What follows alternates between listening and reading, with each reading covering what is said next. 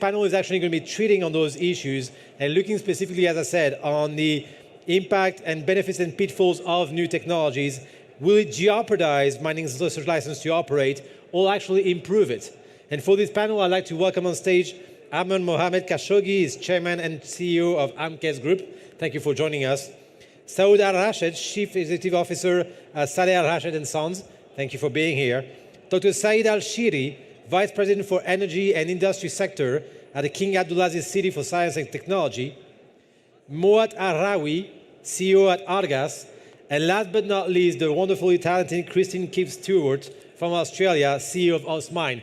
Please, Christine, if you can come. Oh, are we missing Moath? Right here. Oh, okay.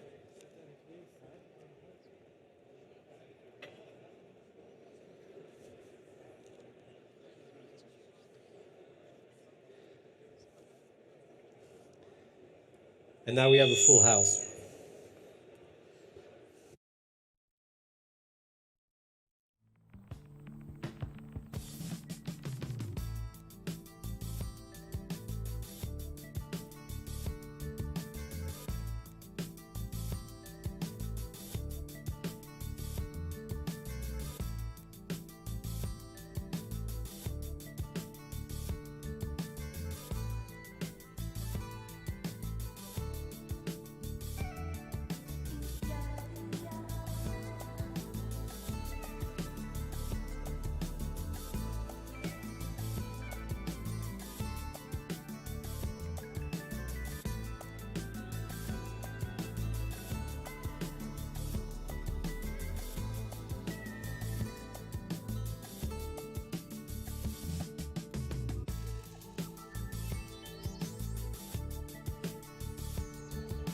Hello. Oh.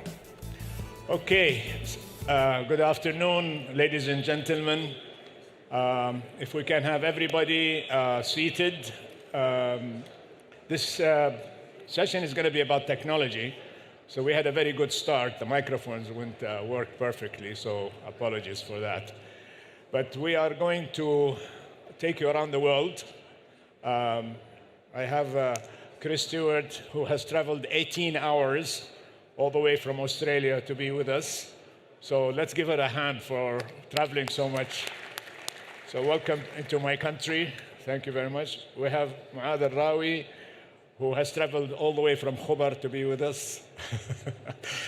And we look forward to hearing from you. We have Saud Al-Rashed and Dr. Saeed from KACST. So we are, Saud, by the way, is the guy with the money on this panel. So he's the investor. So we look forward to your money, Saud. Okay, so let's start. I think from what I have sensed in attending this forum is that there is a crisis, a global crisis that we are facing today. That crisis is that supply is not meeting the demand for critical minerals that are required for industry. And so, Chris, do you have the same sense? And do you see that there is a lack of supply as you are dealing with mainly suppliers to the mining industry, equipment suppliers? And is it a crisis?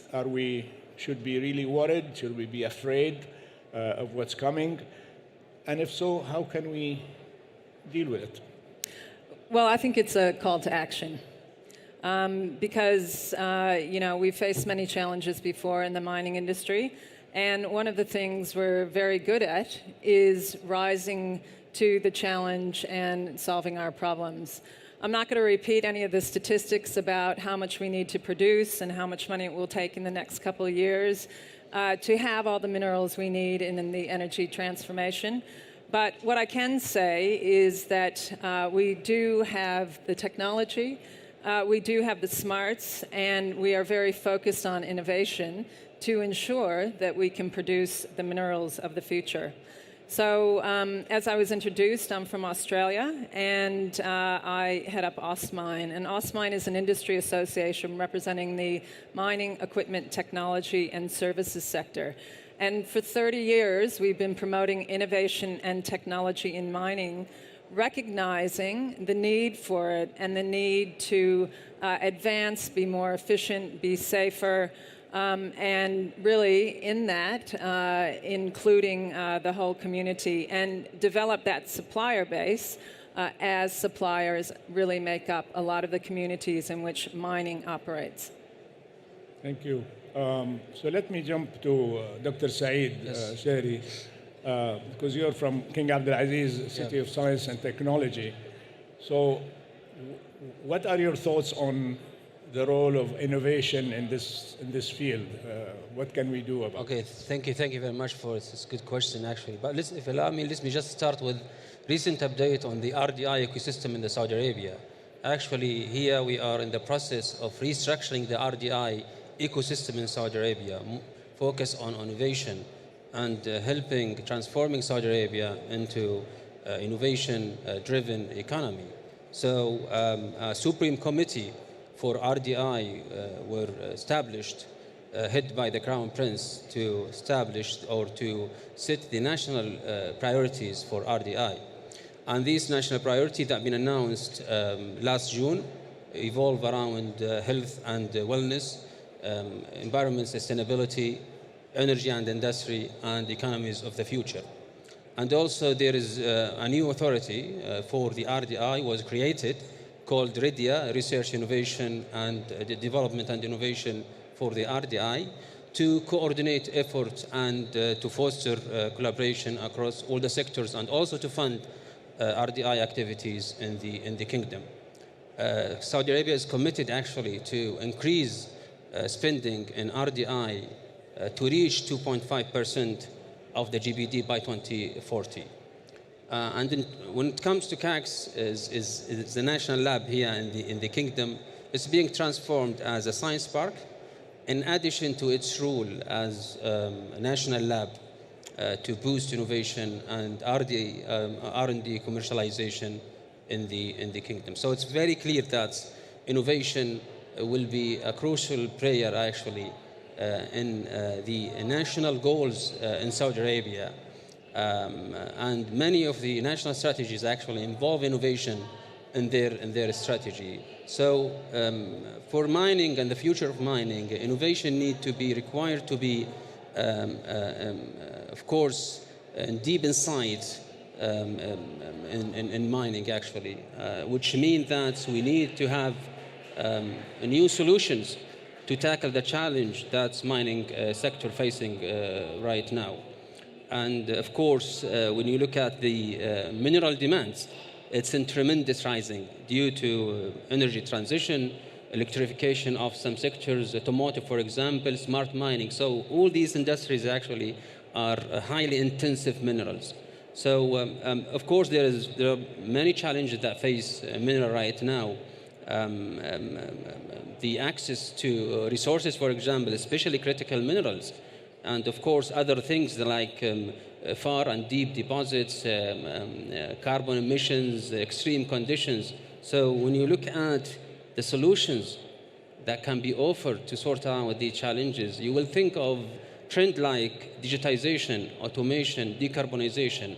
So one example, if you combine, for example, digital with automation, you will create kind of innovative integrated systems that could help mining companies and businesses actually to boost productivity, to reduce cost, and to sort out some of the main challenges. If you allow me, let me just give you some examples of the technologies and innovation that we need for the future of minerals. Remote sensing, for example, for mining exploration, that could create mapping for mineral resources with short time and low operating cost. Artificial intelligence, for example, is transforming the whole mining businesses. And it's essential tools actually to bring the health and safe conditions for mine workers, for example, and as I said, reduce cost and promote productivity. So this is just some examples of how innovation could help mining sectors. And according to some international reports, they said that digitization and innovation could help or could save mining sectors more than $350 billion in the coming years, and will of course help reducing waste, enhance safety protocol, and boost productivity. Okay. Thank you. You gave us a lot of thought to think about. Definitely innovation and cost control are extremely important, because we know that mining companies operate a razor-thin margins. So, Moath, what's your take as someone who's involved in mining and in Saudi Arabia? How important is these innovations in technology coming? And I apologize for the noise outside, but we'll try to mine through all of that. So, go ahead. Thank you, Amr. I would add my voice. I mean, technology, not just in this industry or similar industries, is the driver.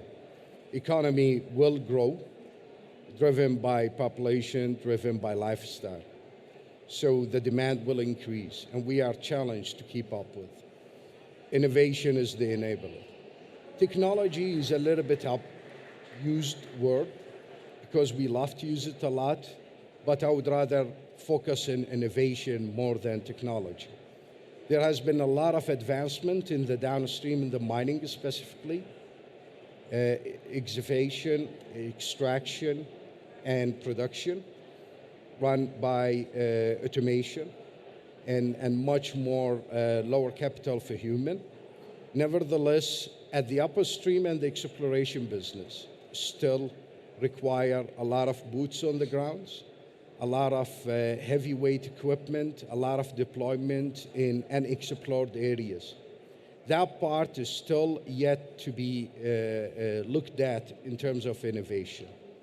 There has been a lot of advancement because of computer abilities and processing capabilities, but when it comes to the field operation, you still need those people out there in the middle of nowhere to extract the information that we need to develop that business.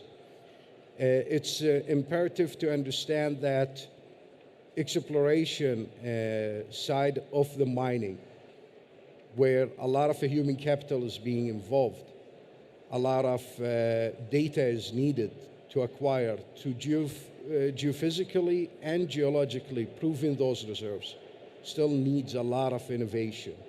And yet there is a lot of advancement in censoring and type of wave propagation. Still, the load goes into more of a capital of people and much more expensive equipment. Thank you. So you're the man with, as an investor. I heard this morning Benedict from ARG say that investors are not that interested in mining because it's long-term, it's the returns are not sexy enough.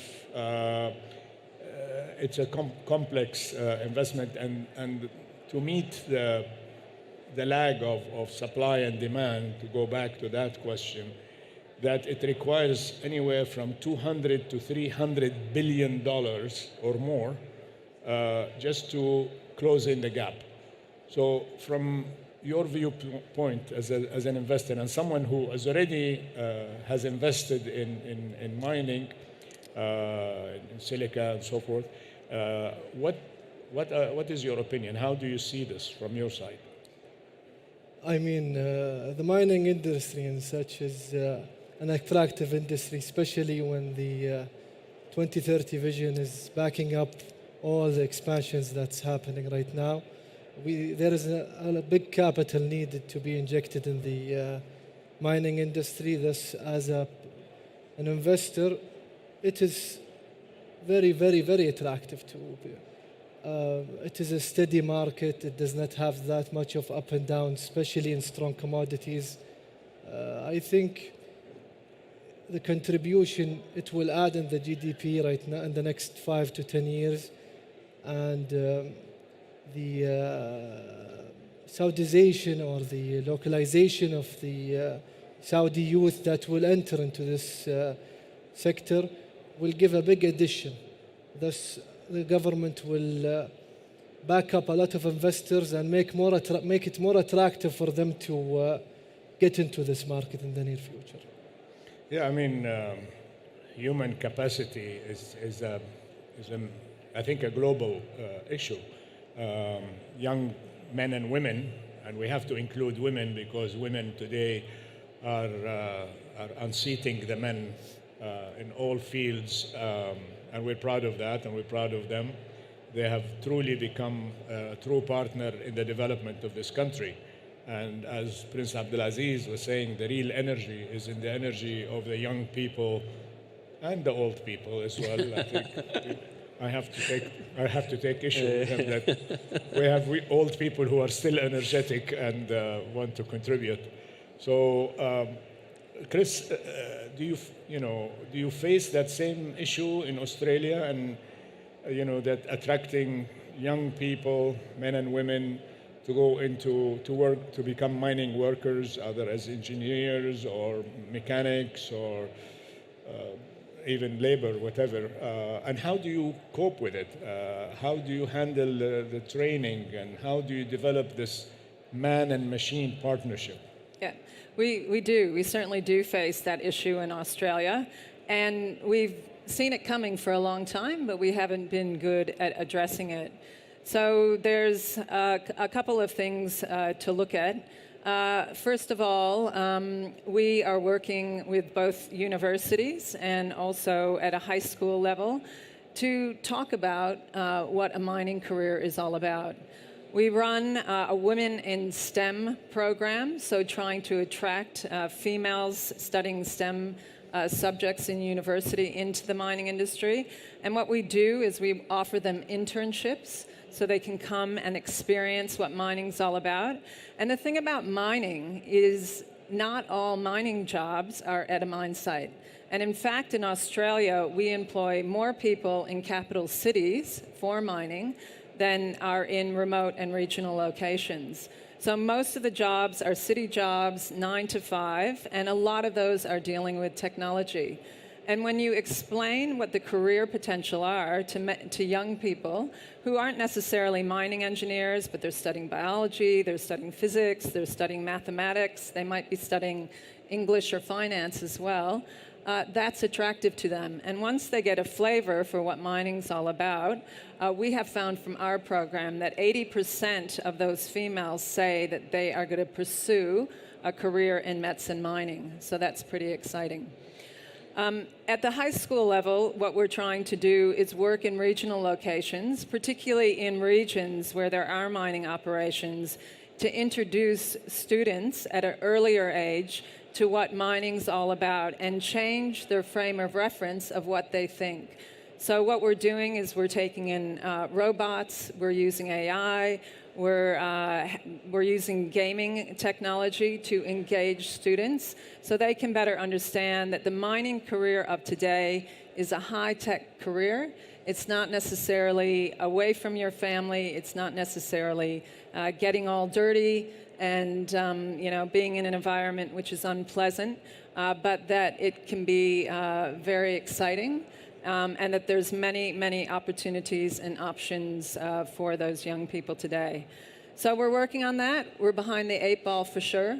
But I think once you tell the real story to young people, once they really understand what a mining career is all about and the various pathways, that slowly we'll start attracting back the talent that we need.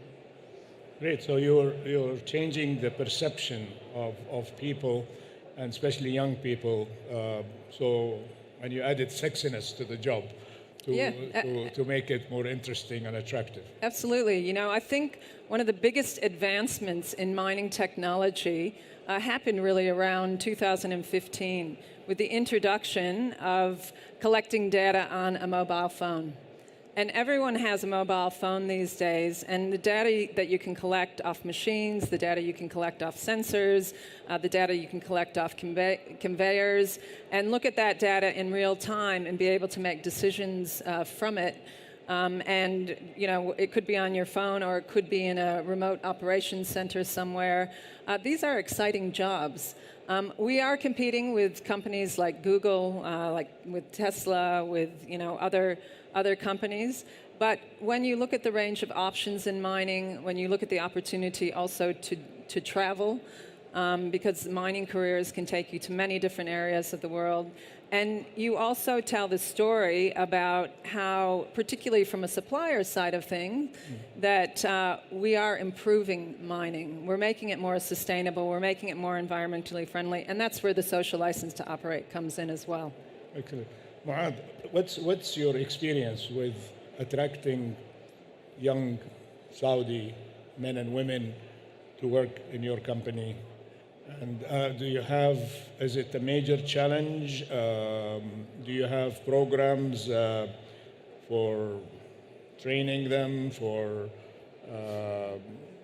qualifying them in order to be able to work safely? And are you using technology at all to make it easier for them to be attracted to such jobs? So a major part of the challenge is what Chris highlighted, and perception. Heavy industry's been severely hammered with media over the years. And when you say mining in a school, they picture dirty faces in the tunnel, excavating rocks and coal. And that's the challenge when it comes to a natural resource exploration, whether it's oil, gas, mining, or geothermal, or any other application that we are after.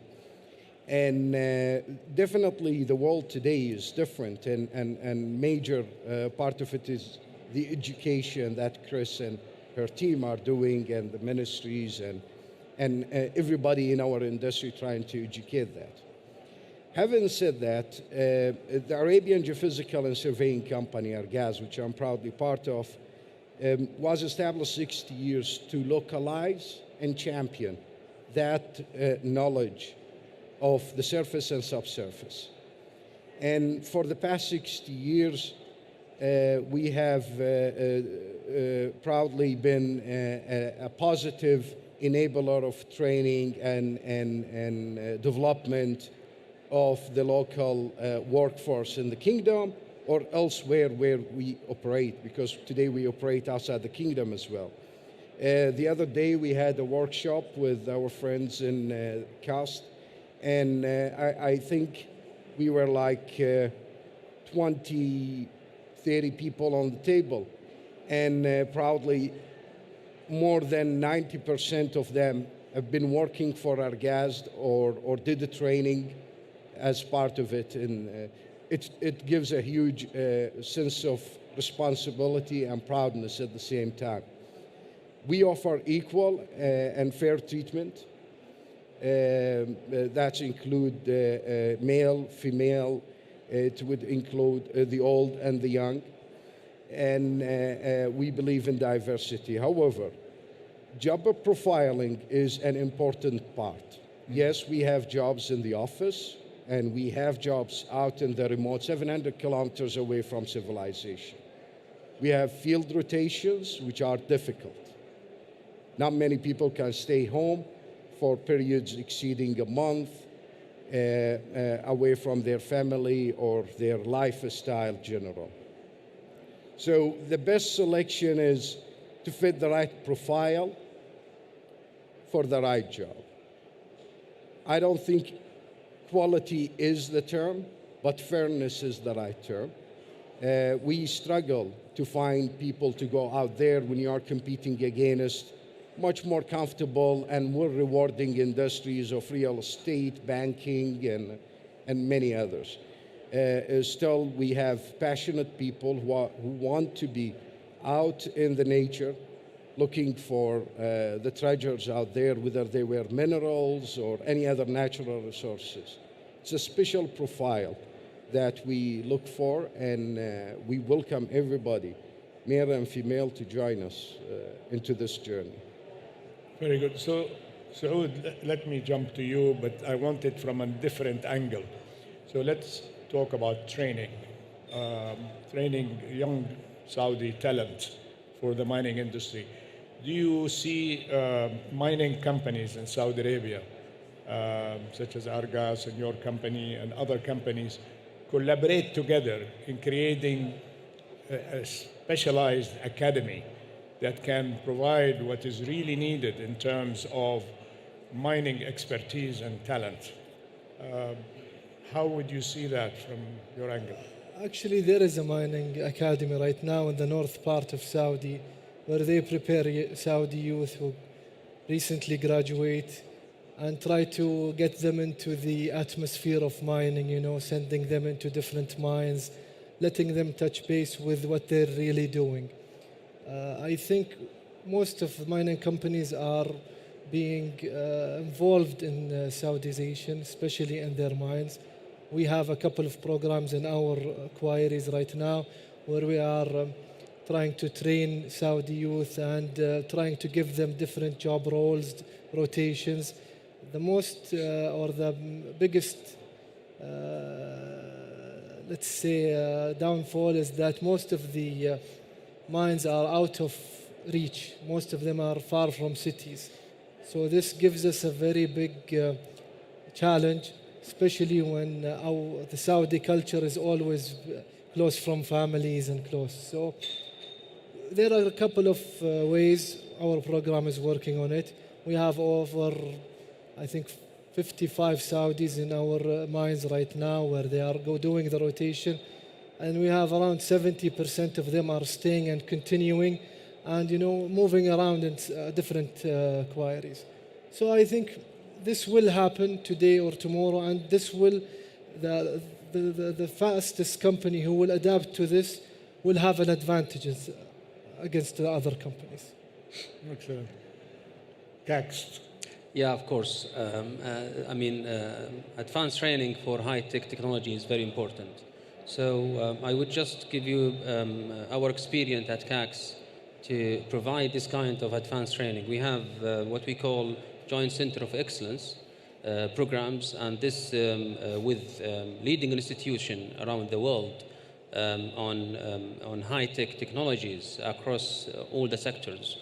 We have 15 Joint Center of Excellence with the leading institutions in US and Europe, MIT, Harvard, Berkeley, Santa Barbara, and Cambridge, Oxford, and others. So the aim of this actually is to provide advanced training for talent, bachelor graduates on high-tech technologies, and then they can complete or carry on their graduate studies in these schools.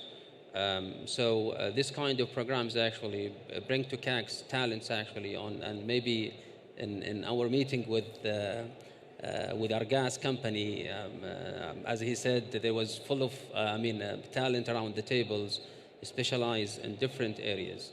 But I think we need to focus on the future of mining, on the high-tech technology. As Chris said, now the job in mining is high-tech. So we need to focus. I think the mining sector need to compete with the IT sectors to attract talents to the mining. So we have this kind of programs. It's now for KACST, but we aim actually to make it national, to attract all the national from across the country, and send them to these leading institutions to get that kind of advanced training. Excellent. I've been reading a little bit about something I know very little about, which is metaverse and how it can be used to simulate, working in mines from a safety training as well as from training people on how to use equipment and so forth. But Chris, let me go to another kind of angle. In the mining field, there are lots of stakeholders. There are the scientists who are sitting in labs and coming up with various solutions and their R&D. We have mining companies that need equipment, they need to upgrade their mines, they need to make them much more efficient and so forth. You've got the equipment suppliers and who are part of that ecosystem. So how much collaboration do you see first in Australia and then from your viewpoint globally? Well, collaboration, and we've been talking about it already throughout the last couple days, is essential to overcome the challenges that we face as a mining industry. And in Australia, we are seeing a high level of collaboration amongst the different partners. It's taken a long time to build that collaborative ecosystem. And as you described, what we have in Australia is we have the universities and research institutes, we have the mining companies, we have the METS sector, so mining equipment, technology and services, and we have government as part of that ecosystem, which is vital in order to help us, particularly on the discovery side and the R&D side. One of the most exciting developments, though, I think, that we're seeing in the mining industry is the collaboration amongst the big miners. Because really, to look at those major challenges that the industry faces, it's going to take collaboration and alignment between all of the mining companies in order to solve the biggest challenges that we are facing. And an example of that is the Charge on Innovation Challenge, which Austmine facilitated last year, which involved 3 patron members, which was Rio Tinto, Vale and BHP, who kicked off this challenge, and ended up involving 21 mining companies from around the world, collaborating to solve the challenge of the electrification of large haul trucks on open pit mine sites. And what we did is we put out that challenge to about 32 different countries, working not only in mining but across a number of different fields, defense, car manufacturing, space, and we had 330 original expressions of interest, narrowed it down to 91 companies, narrowed it down to 21 companies, and then chose a final 7 companies to work on this electrification issue. And when I say chose, we didn't choose. The mining companies working together chose the finalist solutions. And now many of those solutions have gone ahead with consortiums of mining companies to solve the challenge. And actually 3ME, I can see Justin here, was one of the companies, a regional company from Australia who was shortlisted for this challenge. And he has a booth outside if you want to talk to him. Yeah. But having the mining companies, that is the first time that we know of that mining companies have collaborated on such a scale. And in order for us, again, to solve our issues, in order for us to get the best innovations, we need to pull, all the talent we have together. And projects like that are only going to become more frequent and more commonplace, which I think is great for mining. Yeah, I agree. I mean, I think there isn't a single sector around the world that you can do on your own. You have to collaborate and you have to cooperate. Today in Saudi Arabia, we have the National Mining Council that is bringing private sector, public sector, and other stakeholders together to look at the challenges that Moath, you mentioned a minute ago how you also had meetings with KACST and other forums in order to discuss these challenges that are specific to Saudi Arabia and maybe collaborations as well with international organizations so we can learn best practice, we can learn new technologies, new processes, and so it's for the benefit of all.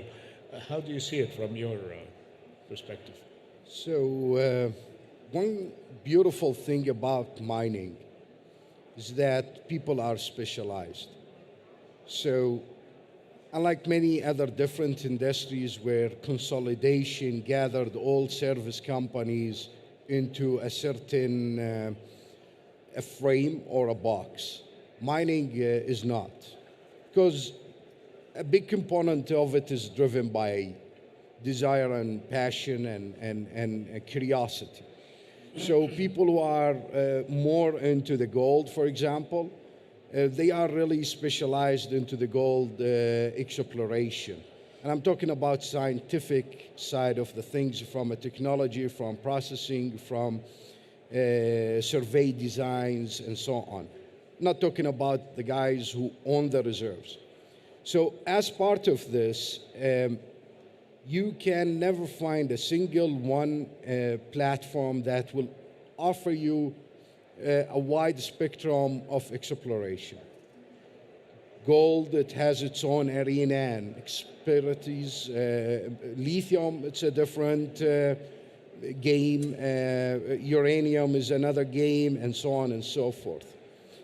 Gold by itself is more than 16 different type of reflections. So you may even, during your exploration program, you pass by gold, you are not even aware that you have wealth in your territory or your acreage.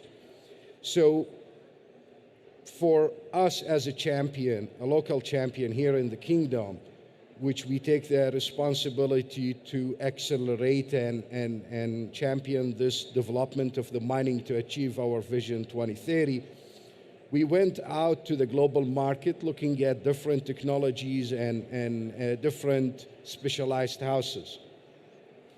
And what we are trying to do is to build a collaboration among all this network of affiliate, as I would like to call it, so we will be able to offer a seamless solution for investors and miners here in the kingdom. So once you get your own acreage, you'll be able to know if you have zinc, gold. Maybe you are interested in gold, but you will find zinc that is worth a lot to you. If you were only narrowed on the gold, you might miss the opportunity in other wealth. We are trying to build that network of affiliate. Today we are working with more than 30 different firms around the world. The beauty about this is that we represent the local knowledge, we have the boots on the ground, we run the remote operations, we have heavy equipment and capital, while usually those passionate, curious experts, they are more on the processing and interpretation and provide certain back-end value, if you like. So with us, we do present a ready, outstanding solution as much as we can that we hope that will accelerate the mining development here in the kingdom and at a global scale at some point. Great. So as someone who's investing in the mining area, are you collaborating with international companies, other local companies? How do you see collaboration helping your business? I mean, most of the Saudi companies are collaborating with international companies as they have more innovation and they have more new technology than what we have. But still in the kingdom, we are collaborating with a lot of governmental entities such as universities, the ministries, that are trying to give us more information and more help regarding the mining industry. So most of the collaboration right now regarding of new tech is coming out of the Saudi market from international companies. Excellent. Dr. Saeed, KACST, since I've known it, has always been foremost in innovation and, for example, the solar village from the 60s, Yes. when I was a child. How do you see the collaboration from your end? Okay, I understand mining companies and equipment manufacturers and so forth, and looking at what R&Ds you have. But what do you take from the field, from people who are involved in that business, and how do you see that collaboration? Of course, I mean, I think the national lab or the R&D, usually we receive the technical problems, the actual problems from the fields and take it to the lab and find technical solutions using all the capabilities in KACST or in other R&D. But in KACST, as a national lab, we are responsible for housing the national labs. That's, for example, the solar panel assembly.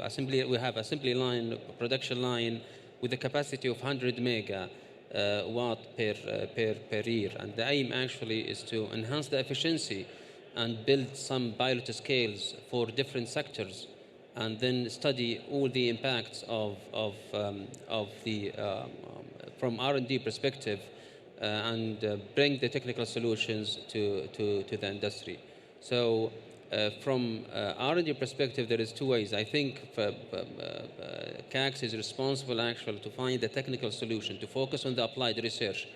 The fundamental research, it could be sorted by universities. And of course, innovation and, still fundamental research is required. And most of the breakthroughs start from fundamental research. But KACST is responsible for the applied research and help the private sectors actually to find technical solution for their problems. And yesterday, for example, we signed an agreement with Ma'aden, a company actually, to work on both upstream and downstream mineral processing, and of course, find technical solutions to some problems or some challenges that they face. Also, we had a great collaboration with ARGAS, for example, and I think that's since 5 years ago started, and now we have the prototype that produced from this collaboration is autonomous underwater vehicles that use seismic technology for mineral exploration in the deep sea. So I would invite you all actually to go and see the prototype in the smart mining zone. So this kind of collaboration, of course, will bring solutions to the people in the field. Honestly, the subjects are so exciting. I don't want the conversation to end, but unfortunately, we have come to the closure of this panel. You guys have been absolutely fantastic. I personally have learned a lot, and I hope our audience has got a lot of value added from your discussions. I encourage everybody to reach out to our panelists with any questions or thoughts or ideas and so forth. We're all in this together, and see this mining sector grow by leaps and bounds. Join me in giving my panel, my distinguished panel, a round of applause. Thank you. Thank you. Okay.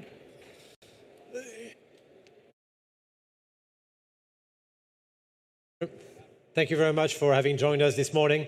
I encourage you to come back maybe at 2:15, where we will resume our different conversation, especially on topics of communities, skills, women in mining, all those issues that are so fundamental about the sustainable development of the sector here in Saudi Arabia. I hope you have a wonderful lunch, and I'll see you here again at 2:15. Thank you.